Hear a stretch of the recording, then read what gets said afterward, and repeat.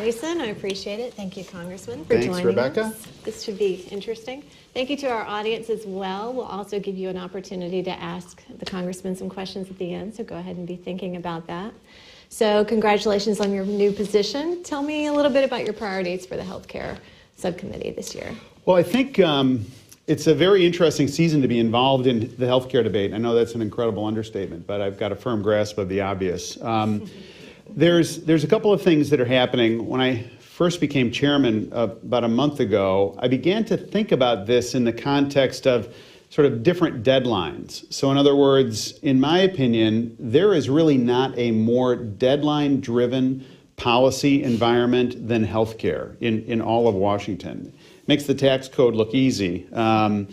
So you've got deadlines, and what I've observed is that we tend to lurch from one deadline to another.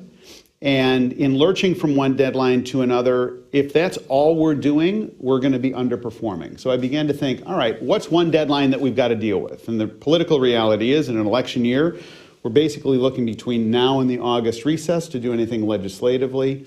And yet we also want to go beyond that. So one of the things that I learned during the tax debate was the amount of time it takes to normalize a concept. In tax debate, if this is like a Seinfeld episode, it'll all come together at the end.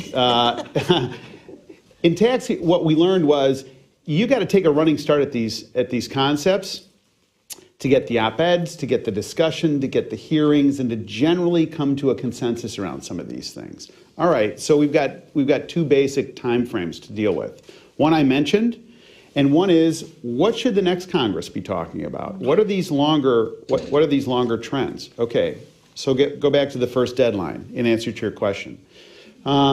There's an example that we can use in other areas to try and build a bipartisan consensus around regulatory relief. What are the things that there is a natural constituency on that says, you know, the day of this regulation has come and gone, either the statute or the promulgated rule? What are those things? I've had some interesting discussions, we may be able to get into them, with some of the healthcare providers in my constituency who say, they basically have a laminated hall pass that they'll pull out and say, here's the things that we're concerned about. So I think we could put together a bipartisan group that revisits this, not in the context of relitigating publicly the ACA, because if you go that route, everybody goes into their corners, and we know what that debate looks like.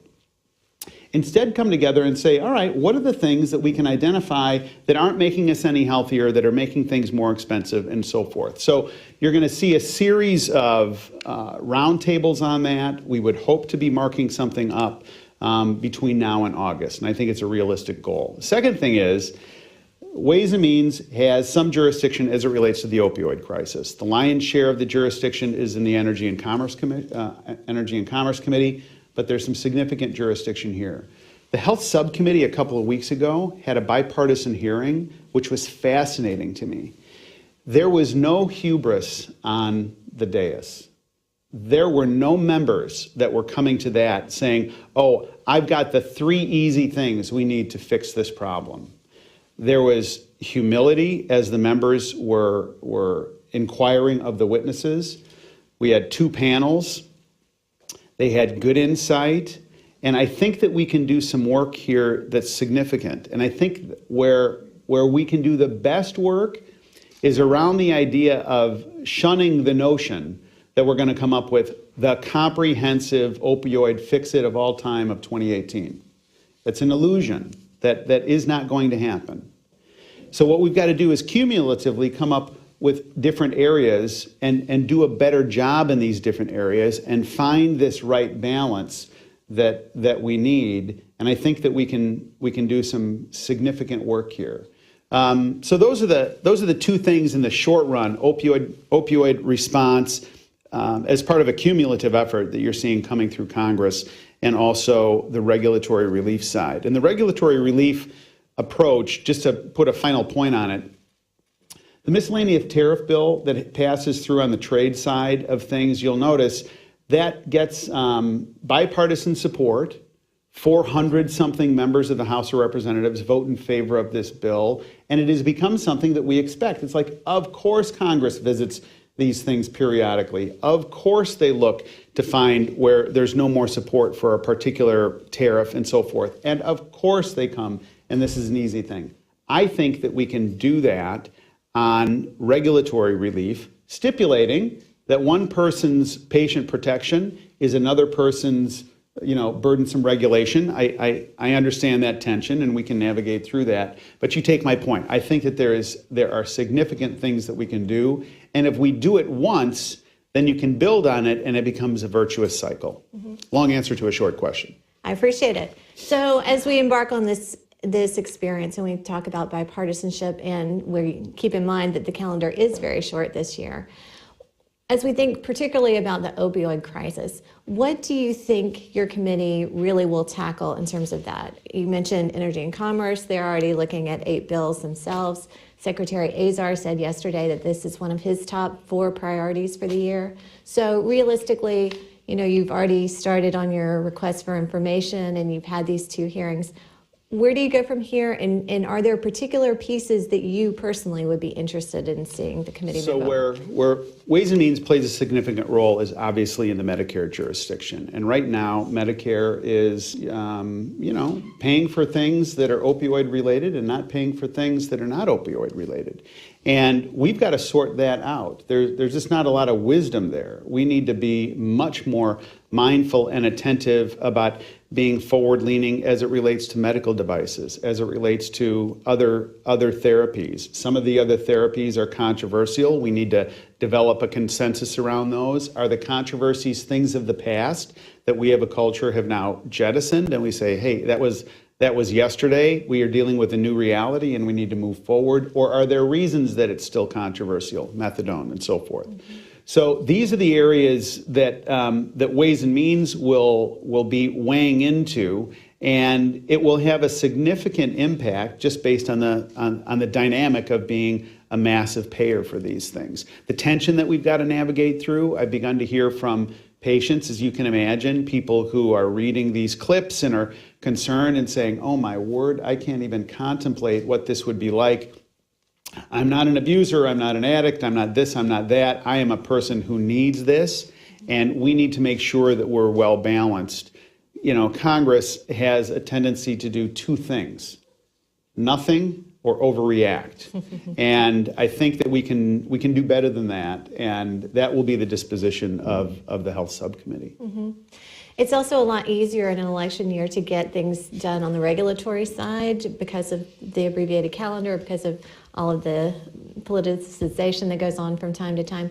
So what is the dialogue like between you and Secretary Azar and his deputies? I know that you sent that letter to CMS recently. Are you talking about issues like opioids on a regular basis with HHS? So it's a good dialogue. I mean, I was very impressed with him when he came into the Ways and Means Committee a couple of weeks ago. He'd been on the job for 13 days and sort of gave us chapter and verse about the HHS budget and was very impressive with his approach. I think his disposition is very forward-leaning, and this is someone who has a lot of capacity, not just in his past assignments at HHS at a junior level or at a less senior level, but also in the private sector. And I think he's bringing a breadth of experience that is really welcome right now. So he's been doing a good job in communicating with us, but he's been on the job for a short period of time. But I think the disposition is, as I mentioned, very forward-leaning. Mm-hmm.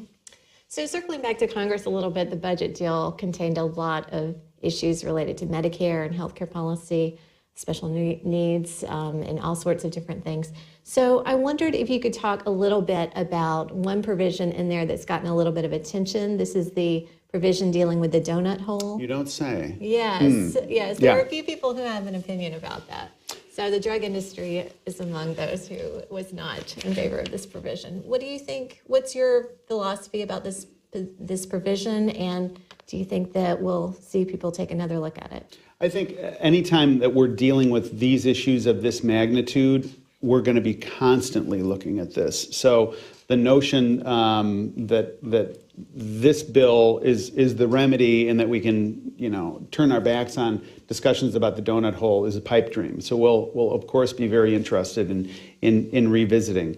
There's a lot of dissatisfaction right now, which because this was essentially a cost shift. It wasn't getting at the fundamentals of what is a cost driver as it relates to prescription drug therapies. And I think we've got to strike a balance here, and I think everybody is struggling with this. How is it? So on the one hand, we've got to evaluate what are the things, where are the therapies, where are the drug therapies that we're the beneficiaries of that have saved us? That's got to be part of this discussion. What are the things that we don't have to do now that we had to do before, procedurally or whatever, that based on a drug therapy, it nets out cheaper? All right, that's part of the discussion. What are the things that are that just become so frustrating and isolating in terms of chasing a price point that becomes debilitating for people? We've got to have a clear understanding of that. And where does the lion's share of the incentive come, recognizing that capital is fungible? If capital is going to be deployed in a particular area, that is in research and development, where we've come to just expect medical breakthroughs that take our breath away, it's almost passé. Well, the reason that is there is because of a vibrant R&D culture that is incentivized by the ability to earn a profit at the end. So those are the tensions that we've got to navigate through. My sense is that the recent bill didn't get to those core things. It was more of a shifting of payers, and it's in a zero-sum game world. Some people were happy, some people weren't happy, but it wasn't particularly satisfying in terms of the long-term challenge. So, not unlike the opioid situation, I am of the view that we need to be really multifaceted in how we're trying to understand these things and how we can approach them in a comprehensive way. So speaking of prescription drugs more broadly, this is another of the 4 priorities that the Secretary mentioned yesterday. What do you expect Congress or the Secretary to do this year about prescription drug prices? I don't know. I don't think there will be a lot happening sort of in the short run on Capitol Hill based on a truncated time duration that I mentioned a minute ago. The ability of one of the abilities of the executive branch, in my opinion, is the ability to convene, the ability to gather, the ability to scrutinize, and the ability to draw attention to things. And I think in that context, everybody involved in this, whether manufacturers, PBMs, sort of you name it, all are now mindful of, look, there's a lot of scrutiny here that's happening at the executive branch. Obviously, the President of the United States is talking about these things. The Secretary is talking about these things. And I think their presence and their discussion and their amplifying the interest in it can have an impact for the good all the way around. But if you're asking me what happens in the next 4 months, I would say on Capitol Hill, not much direct legislative activity. That makes sense.